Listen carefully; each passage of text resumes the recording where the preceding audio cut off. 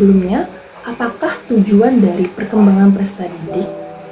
Tujuan dari perkembangan peserta didik adalah untuk meningkatkan kemampuan siswa dalam memahami hakikat tumbuh kembangnya sendiri dari anak usia dini, usia sekolah, sekolah menengah, dan sekolah dewasa. Lalu, memahami aspek pertumbuhan dan perkembangan berdasarkan tahapan perkembangan. Tahapan perkembangan mulai dari anak, remaja, hingga dewasa.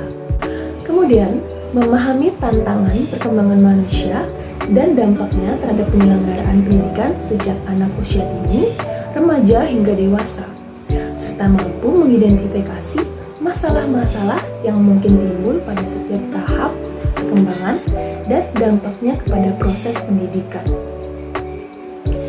Selain mampu merancang program atau kegiatan pembelajaran sebagai pemecahan masalah dalam setiap tugas perkembangan manusia atau anak-anak, remaja, dan dewasa. Nah, jadi perkembangan peserta didik ini memiliki arti suatu tahapan perubahan seseorang peserta didik baik dari fungsi-fungsi, pola pikir, moral, fisik, maupun psikisnya menuju tahapan selanjutnya yang saling berkesinambungan. Dan mempelajari perkembangan peserta didik merupakan suatu keharusan bagi peserta didik.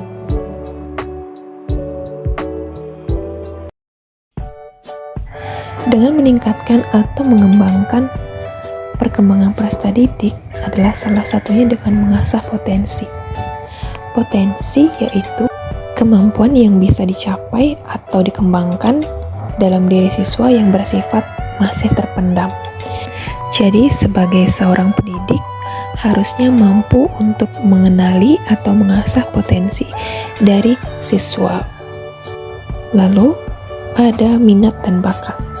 Minat adalah motivasi untuk mencapai atau melakukan kemampuan tertentu.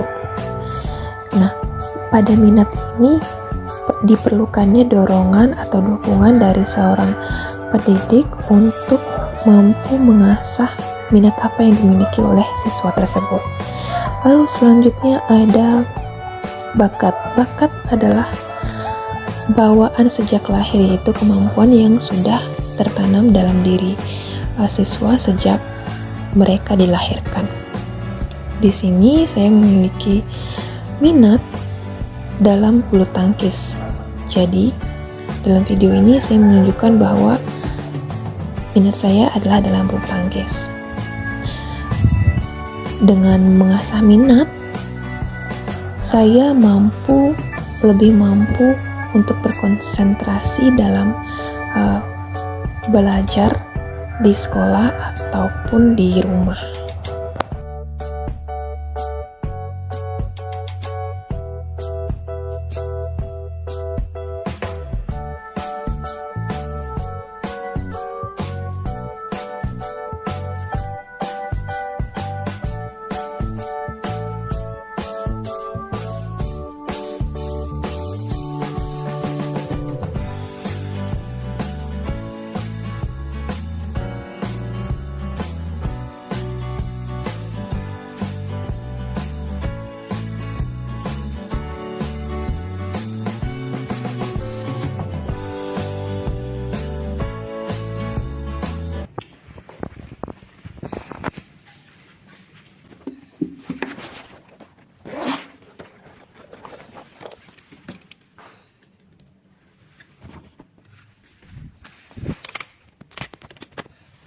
Perkenalkan, nama saya Ibu Dasantara Wirata dengan NIM 2212021125.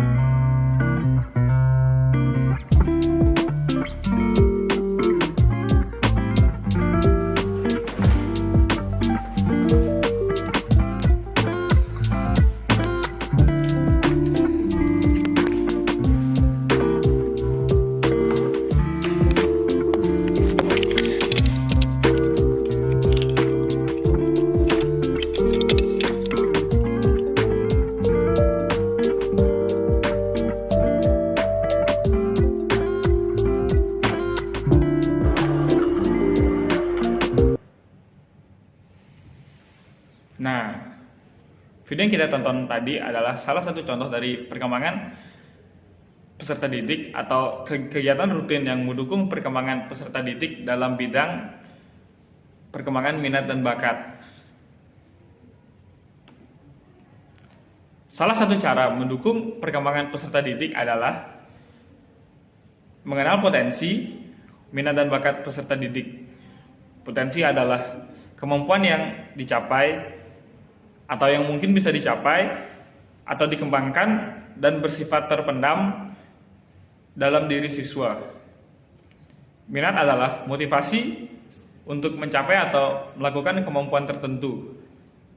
Sedangkan bakat adalah kemampuan yang sudah melekat sejak lahir dalam diri peserta didik. Secara garis besar, potensi dibagi menjadi dua, yaitu potensi fisik dan potensi psikologis.